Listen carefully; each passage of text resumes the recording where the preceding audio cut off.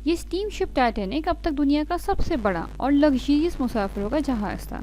یہ جہاز 3 سالوں میں تعمیر کیا گیا تھا۔ یہ ایک ٹرپلٹ تھا جسے وائٹ اسٹار لائن کمپنی نے ڈیزائن کیا تھا۔ اسے شاندار وکٹورین سہولیات کے ساتھ آرائشی کیبن میں اٹلانٹک میں امیر اور مشہور لوگوں کے لیے ڈیزائن کیا گیا تھا۔ دوستو، ٹائٹینک میں سب سے زیادہ قیمت والا ٹکٹ، جو آج کے ڈالرز میں 60,000 کے برابر ہے، نے مسافروں کو elite drawing room, elite dining room, بلوط کے پینل والے meeting rooms, gym, swimming pool, بے حد بڑی کھڑکیوں اور ایک گھومنے والے آرکیسٹرا تک رسائی فراہم کی۔ دوستو، 10 اپریل 1912 کو جب ٹائٹینک ساؤتھ ہیمپٹن سے روانہ ہوا تو اسے ایک عجوبہ قرار دیا گیا۔ دنیا کا سب سے بڑا جہاز جو 46,000 ٹن اور جس میں 2200 سے زیادہ افراد تھے، جن میں سے 1/3 سے زیادہ عملہ تھا۔ اس ڈیزائن میں واٹر لائن کے نیچے واٹر ٹائٹ کمپارٹمنٹس کا ایک سلسلہ شامل تھا، جس کے بارے میں سوچا جاتا تھا کہ یہ اسے ڈوبنے سے روکے گی۔ لیکن دوستو، تباہی نارتھ اٹلانٹک میں چھپی ہوئی تھی۔ تو آئیے اب ہم آپ کو ناقابل یقین آئس برگ کے بارے میں کچھ معلومات فراہم کرتے ہیں، جس سے ایسا واقعہ رونما ہوا جو آج بھی لوگوں کے ذہنوں میں نقش ہے۔ دوستو، جب برف گرتی ہے تو پانی کی خصوصیات ایک نازک رقص پیش کرتی ہیں۔ برف کے طوطے ڈومینوز کی طرح گرتے ہیں۔ دھول کا ایک ٹکڑا ایک کرسٹل بناتا ہے اور اس کرسٹل کی ظاہری شکل مزید کرسٹلز کو اپنی طرف متوجہ کرتی ہے، جب تک وہ چاکلیٹ کے ٹکڑوں کے ارد گرد چوٹیوں کی طرح دھول کے دھبے کے گرد لمبی ڈینڈرائٹس نہ بن جائیں۔ جب تک بڑھتا ہوا برف کا ٹکڑا ہوا سے ہلکا رہے گا، یہ تیرتا رہے گا۔ برف ان جگہوں پہ گرتی ہے جہاں دیگر برف پہلے ہی گر چکی ہے، اور اگرچہ برفانی تودا مختلف ہیں، لیکن وہ اتنے منفرد نہیں ہیں جتنا یہ ہے۔ وہ دائروں کے طور پہ شروع ہوتے ہیں اور گرمی کو پھیلانے کے لیے ٹینڈرلز بناتے ہیں۔ دوستو، سرد درجہ حرارت فلیکس پیدا کرتے ہیں جو گولیوں یا سوئیوں کی طرح نظر آتے ہیں۔ جغرافی کے مطابق ہزاروں سال گزر گئے۔ برف جو فلیکس کے طور پہ شروع ہوئی، وہ گھنی برفانی برف میں تبدیل ہو گئی، کیونکہ یہ تیزی سے تقریباً 4 میل فی سال گرین لینڈ کے مغربی ساحل کی طرف بڑھ رہی تھی۔ برف جیسے جیسے ساحل کے قریب آتی جاتی ہے، کمزور ہوتی جاتی ہے، کیونکہ ہر روز خاص طور پہ گرمیوں میں برف کی بہت بڑی دیواریں گلیشیئر سے ٹکرا کر سمندر میں گرتی ہیں۔ اس طرح سمندر میں آئس برگ بنتے ہیں، لیکن یہ ایک خاص آئس برگ تھا جو 1909 کے موسم گرما میں گرا تھا۔ یہ آئس برگ اپنی پیدائش کے وقت 2 میل سے زیادہ چوڑا اور 100 فٹ لمبا تھا۔ دوستو، اب یہاں پہ ایک سوال ذہن میں آتا ہے کہ کیا وہ گلیشیئر ہے جس نے ٹائٹینک کو ڈبویا تھا؟ تو دوستو، سائنسدانوں کا کہنا ہے کہ گرین لینڈ کے جنوب مغرب میں واقع جیکب شاون گلیشیئر کے بارے میں خیال کیا جاتا ہے کہ اس نے 1912 میں ٹائٹینک کو ڈبونے والا آئس برگ تیار کیا تھا۔ یہ اب دنیا کا سب سے تیز رفتار گلیشیئر ہے، جس کی رفتار سے بڑے پیمانے پر گرین لینڈ سائنٹسٹ نے کہا کہ برف کی چادر پگھل رہی ہے۔ دوستو، جس آئس برگ نے ٹائٹینک کو ڈبویا، وہ آئس برگ کتنا گہرا تھا؟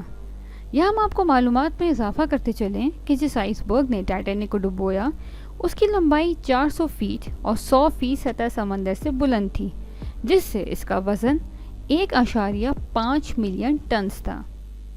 دوستو، اس وقت انسان آئس برگ کے طرز عمل کے بارے میں بہت کم جانتے تھے، سوائے اس کے کہ زیادہ تر آرکٹک سرکل میں کہیں پگھل گئے تھے۔ جان تھامس، جو کہ ایک سائنٹسٹ تھے، انہوں نے ایک کتاب لکھی تھی۔ 1857 میں مشاہدہ کیا کہ برف کے تودے وقت اور دباؤ کی وجہ سے صدیوں میں بننے والی چٹانوں سے مختلف نہیں اور نہ ہی نرم ہیں۔ تھامس جانتے تھے کہ برف کے تودے 19ویں صدی کے بحری جہازوں کے لکڑی کے ہولز کے لیے ایک وجودی خطرہ ہیں۔ انہوں نے کہا کہ اسٹیل ہولز ناقابل تسخیر تھے۔ آئس برگ کی اتنی بڑی تعداد نے مشرقی نیو فاؤنڈ لینڈ میں گرین بینکس کے مشرقی ابنائے سے جنوب کی طرف سفر کیا کہ 1912 میں یو ایس کوسٹ گارڈ نے اس علاقے کو آئس برگ ایلے کا نام دیا۔ دوستو، واقعات کا یہ سلسلہ اس قدر وسیع پیمانے پر جانا جاتا ہے کہ فلمز، بکس، میوزیم ہر جگہ بتایا گیا ہے۔ سب سے حیران کن تفصیل کو بھولنا آسان نہیں ہے۔ اب ہم آپ کو آئس برگ کی پہلی وارننگ کے بارے میں بتاتے ہیں کہ اس آئس برگ کو پہلی وارننگ کب اور کیسے ملی۔ दोस्तों 14 अप्रैल 1912 को टाइटैनिक के रेडियो ऑपरेटर को दूसरी बहरी जहाज़ों से 6 पैगामात मौसूल हुए। नॉर्थ अटलांटिक में बर्फ़ के हालात पिछले 50 सालों में किसी भी अप्रैल के लिए बहुत बुरे थे। यही वजह थी कि तलाश करने वालों को इस बात का इल्म ही नहीं था कि वो कई मील चौड़ी और कई मील लंबी बहती हुई बर्फ़ की लकीर में भांप लेने वाले। ये तमाम पैगामात रेडियो ऑपरेटर्स के ज़रिए नशर नहीं किए गए थे। इस वक्त ओशन लाइनर्स पर तमाम वायरलेस ऑपरेटर्स मार्कोनीज की वायरलेस टेलीग्राफ कंपनी के मुलाजिम थे, ना कि उनके जहाज़ के अमले के अरकान।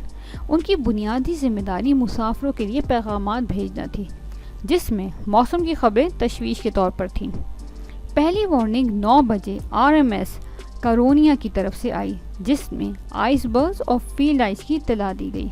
दोस्तों एक जर्मन शिप SS अमेरिका ने एक रिपोर्ट जारी की कि वो 2 बड़े आइसबर्ग से गुजरी है। ये पैगाम कभी कैप्टन स्मिथ या टाइटैनिक पर मौजूद दीगर अफसरान तक नहीं पहुंचा। आखिरकार 11:40 पर जहाज़ पर सवार अमले के एक रुकन ने पहले आइसबर्ग को देखा। लुकआउट फ्रेडरिक फ्लीट वो पहला शख्स था जिसने उसे देखा। लुकआउट ने तेज़ी से 3 बार वार्निंग बेल बजाई। उस पुल को कहा, जिसे जवाब दिया, तुमने क्या देखा? फ्लीट ने जवाब दिया, आइसबर्ग बिल्कुल आगे। फर्स्ट ऑफिसर विलियम, जो दूसरी लाइन पे थे, तेज़ी से हरकत में आ गए। विलियम ने फुल स्पीड एस्टर्न का हुक्म दिया और इंजन रूम से बाएं मुड़ने को कहा। चंद सेकंड्स के लिए विलियम ने सोचा कि उन्होंने टाइटैनिक पर सवार तमाम मुसाफिरों को बचा लिया है, लेकिन दोस्तों अंधेरी की वजह से उन्हें अंदाज़ा ही नहीं था कि आइसबर्ग वाकई में कितना बड़ा है। आइसबर्ग का तकरीबन 9/10वां हिस्सा नहीं देखा जा सकता था क्योंकि ये पानी के नीचे था। जहाज़ के स्टारबोर्ड हुल प्लेट्स पानी के अंदर के हिस्से से अलमनाक तौर पर टकराईं।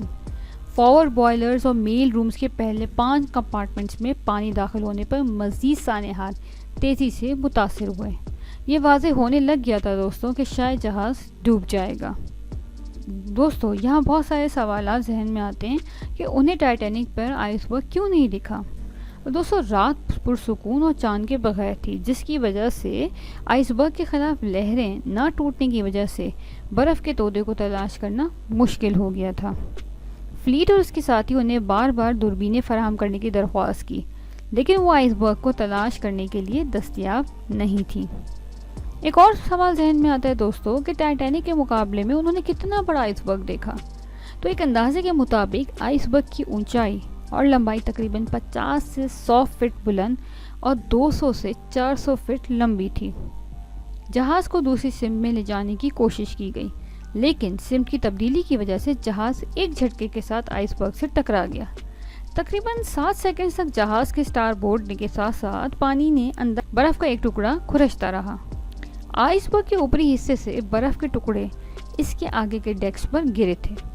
टकराव के तकरीबन 5 मिनट बाद ही टाइटैनिक के तमाम इंजन बंद हो गए थे, जिसकी वजह से जहाज़ का कमान शुमाल की तरफ और आहिस्ता आहिस्ता जुनूब की तरफ बढ़ता चला गया। दोस्तों जहाज़ में फौरी तौर पर सैलाब आना शुरू हो गया था। इंजीनियर्स के लिए ये इंतहाई ख़तरनाक सूरत हाल थी। अगर 1 या 2 कंपार्टमेंट मुतासर होते तो शायद टाइटैनिक तैरता रहता, लेकिन बदकिस्मती से टाइटैनिक के 6 कंपार्टमेंट्स को नुकसान पहुंचा। जहाज़ में एक अफरा तफरी फैल गई, हर तरफ से चीख पुकार की आवाज़ें आ रही थीं। 12:05 पे कैप्टन स्मिथ ने जहाज़ की लाइफ बोट्स को उतारने का हुक्म दिया और कहा कि मुसाफिरों को जमा करो। उन्होंने देखा कि इंजन अचानक बंद हो गए हैं। मुसाफिरों को लाइफ बेल्ट बांधने का हुक्म दिया गया। टाइटैनिक के पास दोस्तों कुल 20 लाइफ बोट्स थीं। टाइटैनिक के नीचे का जाविया टकराव के बाद पहले घंटे के दौरान 0 डिग्री से तकरीबन 4.5 डिग्री तक काफ़ी तेज़ी से तब्दील हुआ, लेकिन जिस रफ्तार से जहाज़ नीचे गया वो दूसरे घंटे में बहुत सुस्त हो गया। तकरीबन 2:15 में पानी में टाइटैनिक का जाविया तेज़ी से बढ़ना शुरू हो गया। जहाज़ तेज़ी से समंदर के अंदर जा रहा था। ठीक 2:20 पे जहाज़ की रोशनियाँ टिमटिमा गईं और टाइटैनिक अंधेरों में डूब गया, जिसमें 1500 से ज़ायद जानें ज़ाया हो गईं। दोस्तों टाइटैनिक से टकराने वाला आइसबर्ग कितना ठंडा था। यहाँ हम आपको पता चले कि उस रात इंतहाई सर्दी थी, जिसमें समंदर की सतह का दर्जा हरारत 28 डिग्री था। जाया वक़ूफ़ में पहुँचने वाला पहला जहाज़ RMS कारपैथिया था, جو لیورپول سے بوسٹن کی راہداری میں تھا۔ کارپیتھیا کے وائرلیس آپریٹرز کو آدھی رات کے کچھ دیر بعد خبر ملی کہ ٹائٹینک ڈوب رہا ہے۔ جہاز کے کپتان نے اپنے جہاز کو پلٹنے کا حکم دیا اور جہاز کے عملے کو ہدایت کی کہ وہ 2000 سے زائد افراد کو بچانے کی تیاری کریں۔ اس رات بہت سخت سردی تھی۔ RMS کارپیتھیا ٹائٹینک کے ڈوبنے کے تقریباً 2 گھنٹے بعد جائے وقوع پہ پہنچا۔ اسے صرف چند لائف بوٹس اور پانی میں تیرتی ہوئی باڈیز ملی۔ RMS کارپیتھیا کا عملہ 705 لوگوں کو منجمد پانی سے بچانے میں کامیاب ہو گیا۔ دوستو، کوئی آئس برگ اتنا مشہور نہیں ہوگا جتنا کہ یہ ہوا، جہاز جس پر کسی کو یہ یقین نہیں تھا کہ وہ کبھی ڈوب سکتا ہے۔ لیکن دوستو، جہاز نے کسی چیز کا انتظار نہیں کیا اور برف انتظار کرنے کے لیے کچھ نہیں کر رہی تھی، اور جدید ایجاد کے آغاز میں انسانوں کی ذہانت بلکہ ناقابل یقین حد تک چٹان کی طرح سخت، کئی کچلے ہوئے اوپر برف کے ٹکڑے کی طاقت کے سامنے جھک گئے۔ ویڈیو پسند آئی ہو تو ویڈیو کو لائک کر دیجیے گا اور چینل کو سبسکرائب کر دیجیے گا۔ ملتے ہیں نیکسٹ اسٹیشن پہ۔ اپنا بہت خیال رکھیے گا۔ Take care.